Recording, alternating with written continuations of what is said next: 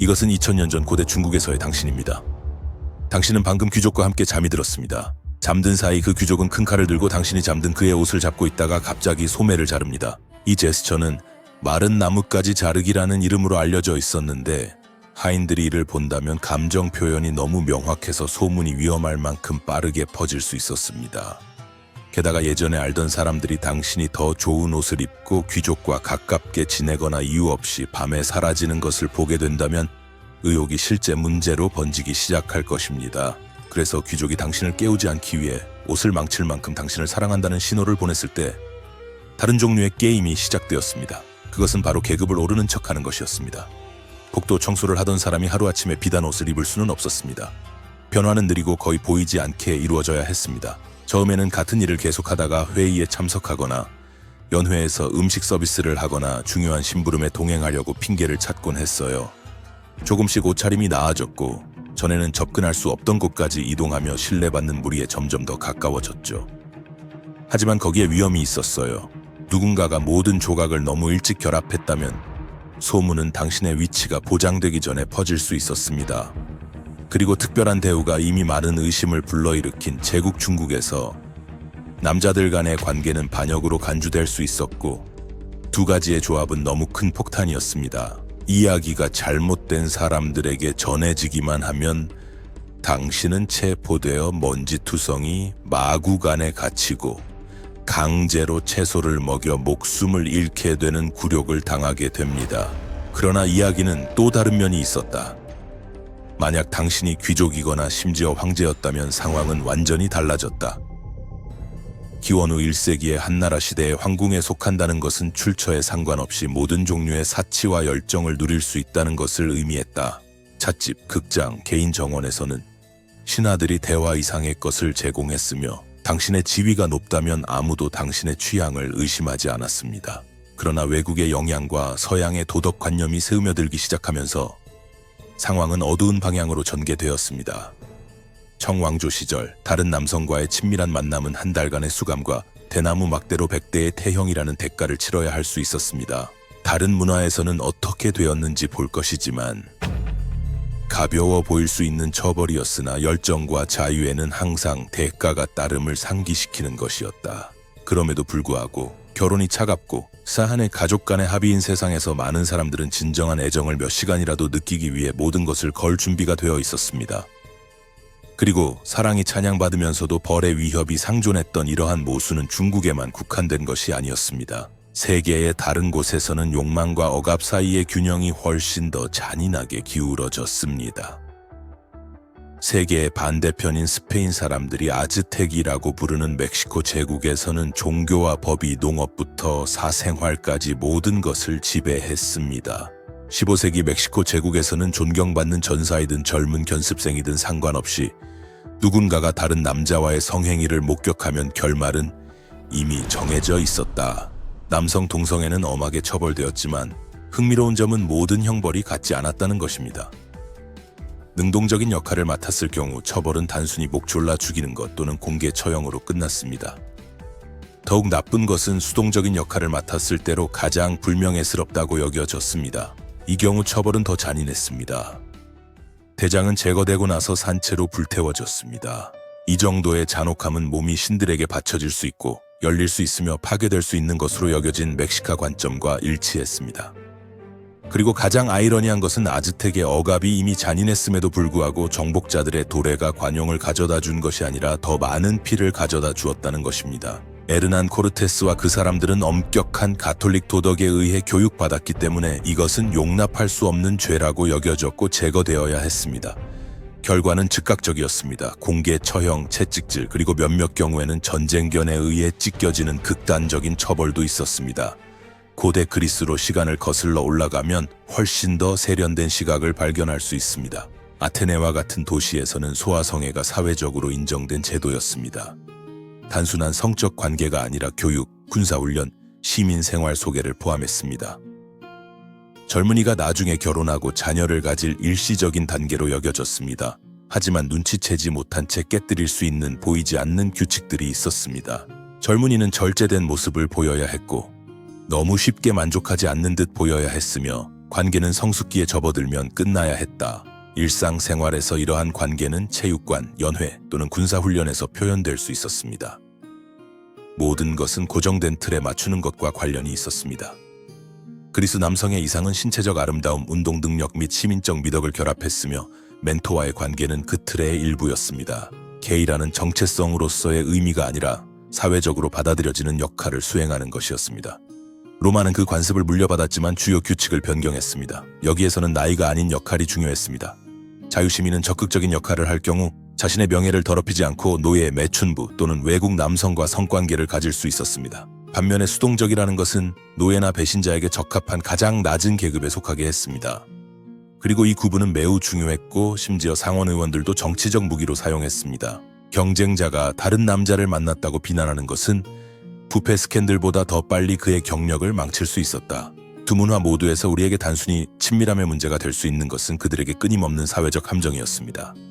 단 한 번의 실수로 존경받는 것에서 평생 동안 굴욕을 당하는 것으로 바뀔 수 있었습니다. 하지만 아시아로 돌아가서 봉건 일본에서 스승과의 잠자리는 훈련의 일부였습니다. 인생은 엄격한 계급 제도에 의해 통치되었으며 사무라이가 전사 엘리트의 정점에 있었습니다.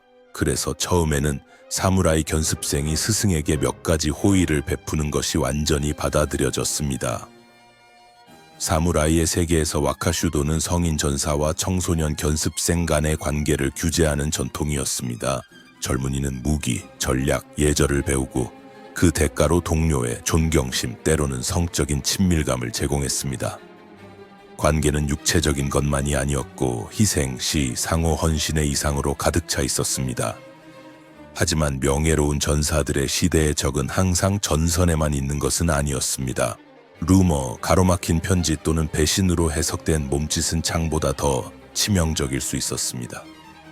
치욕이 죽음과 같았던 문화에서 가장 신성한 유대가 할복의 판결로 변할 수 있는 것은 단 하나의 실수로 충분했습니다. 그러나 규칙을 따르면 두려울 것이 없었습니다. 검과 애정이 모순 없이 공존할 수 있는 세상이었습니다. 고대 인도에서는 초기에는 성이 종교, 예술 및 일상생활과 깊이 얽혀 있었습니다. 카마스트라는 1500년 이상 전에 쓰여진 책으로 성적 체위에 대해서만 말한 것이 아니라 다른 남성을 구애하는 방법과 출생 시 지정된 성별과 다른 성별로 사는 사람들에 대해서도 설명했습니다. 히지라는 오늘날 레이디보이로 알려져 있으며 결혼식을 축복하고 출생 시 제물을 받을 수 있었으며 왕 사이에서 숨지 않고 다닐 수 있었습니다. 동남아시아에서 태국의 카토이는 궁전에서 공연하고 왕족을 위해 노래하며 사회에서 인정받는 위치를 차지하는 의식에 참여했습니다. 심지어 다른 남자와 안정적인 관계를 유지하는 남자들이 있었지만 이것은 공공의 스캔들을 일으키지 않았습니다. 그러나 이 세계는 내부 갈등으로 무너지지 않았습니다. 타격은 외부에서 왔습니다. 이슬람의 도래와 나중에 영국 식민주의의 영향으로 관용은 범죄가 되었습니다. 영국 형법 제377조는 부자연스러운 관계를 수년간의 징역형으로 처벌하였습니다. 그리고 이 법은 마치 질병이 아닌 것을 예방하는 백신처럼 수십 개의 나라에 전파되었습니다. 결과는 잔인한 아이러니였습니다. 수세기 동안 다양성을 수용했던 사회들이 더 문명화되었다고 여겨진 문화에서 수입된 법률을 사용하여 다양성을 박해하기 시작했습니다. 아시리아와 게르만 부족들은 오늘날 이라크, 시리아, 터키와 이란의 일부 지역을 포함하고 있었습니다. 이 전투적인 사회에서 동성애자라면 생존을 위해 세 가지 신성한 규칙을 따라야 했습니다. 첫 번째 규칙은 약점을 절대 드러내지 말아야 한다는 것이었습니다. 아시리아 제국에서는 남성성이 당신의 힘과 지배 능력으로 측정되었습니다.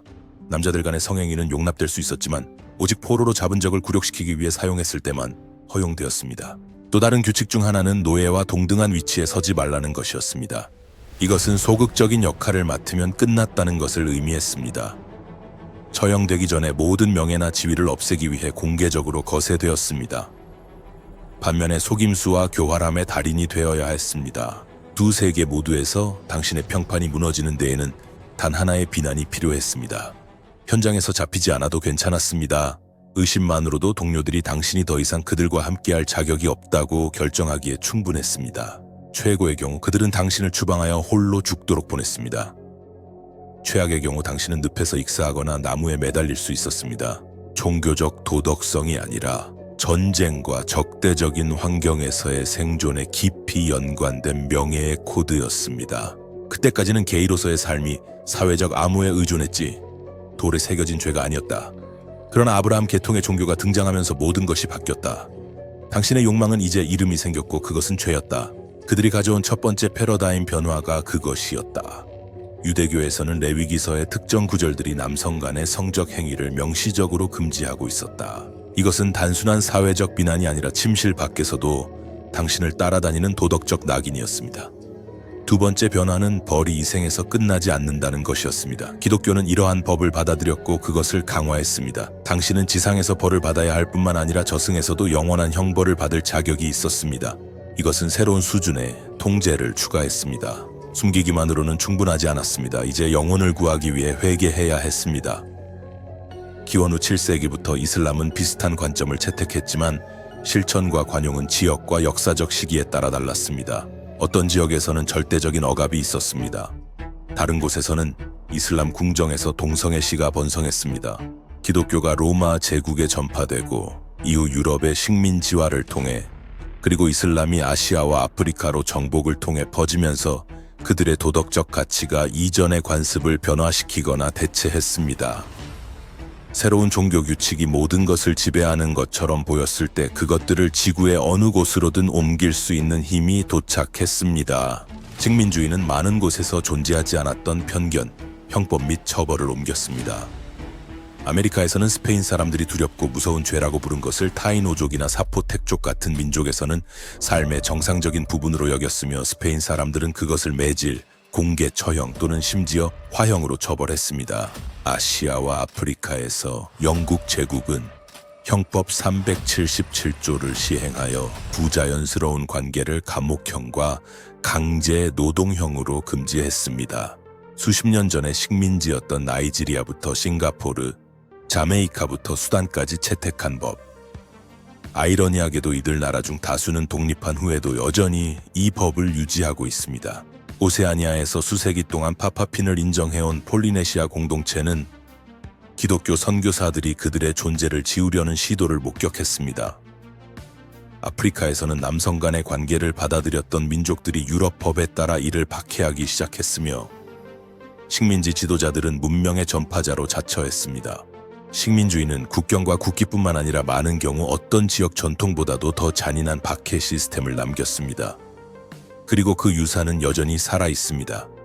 식민 유산이 힘들다고 생각했다면 그 이후에 온 것은 훨씬 더 숨막히는 것이었습니다. 19세기의 산업화는 도시를 채웠고 이는 당국에 새로운 이점을 제공했습니다. 그들은 모든 것을 감시할 수 있었습니다. 먼저 빅토리아 도덕이 도래했습니다. 영국에서는 결혼을 통한 이성애가 유일하게 받아들여지는 모델이 되었습니다. 소문은 평판을 망칠 수 있었지만 발각되면 감옥, 실직, 대중적인 치욕을 의미했습니다. 이후에는 처벌이 하나의 쇼가 되었습니다. 1895년 오스카 와일드는 중대한 외설로 2년간의 강제 노동형을 선고받았습니다. 언론은 그를 모범적인 사례로 만들었고 아무리 유명하거나 재능이 있더라도 누구도 안전하지 않다는 명확한 메시지를 보냈습니다. 그리고 20세기는 안도의 시작이 아니라 더 많은 압박으로 시작되었습니다. 많은 이슬람 국가에서는 가장 엄격한 종교법 해석이 강화되어 처벌이 강화되고 관용의 여지가 줄어들었습니다. 서구에서는 경찰이 바, 공원, 비공개 모임을 급습하여 새로운 법률을 사용해 비정상적인 사람들을 투옥했습니다. 매 10년마다 새로운 형태의 통제가 나타났고 각 법은 두려움의 또 다른 층을 더했습니다. 그러나 제2차 세계대전 이후 태도가 변하기 시작했지만 억압의 그림자는 그렇게 빨리 사라지지 않았습니다. 오늘날에도 여러 나라에서 동성애자라는 이유로 감옥에 가거나 사형을 당할 수 있습니다. 다른 경우에는 법이 더 이상 처벌하지 않더라도 사회적 낙인은 여전히 보이지 않는 형벌처럼 작용합니다. 직장을 잃거나 집에서 쫓겨나거나 목표물이 되지 않기 위해 침묵 속에서 살아야 합니다. 그리고 가장 불안한 점은 이러한 억압의 상당 부분이 오래된 전통에서 온 것이 아니라 불과 몇 세기 전에 수입된 법률과 편견에서 비롯되었다는 것입니다. 한때 다양성을 축하하던 국가들은 오늘날 존재하지도 않는 식민지 개척자들이 물려준 도구로 다양성을 억압하고 있습니다. 어떤 곳에서는 변화가 진행 중입니다. 권리가 인정되고 미디어에서의 가시성이 증가하며 법적 보호가 이루어지고 있습니다. 다른 곳에서는 바다가 물러납니다. 새로운 법률, 검열 및 권력을 얻기 위해 동성애 혐오를 무기로 사용하는 정치 캠페인. 역사는 직선이 아니며 수용을 위한 투쟁이 계속되는 한 앞으로 나아가는 한 걸음은 벽을 만날 수도 있고 아무도 닫을 수 없는 문을 열 수도 있습니다. 이 종류의 콘텐츠를 지지하는 것을 잊지 말고 구독하시고 여러분이 좋아하실 만한 다른 흥미로운 비디오도 봐주세요.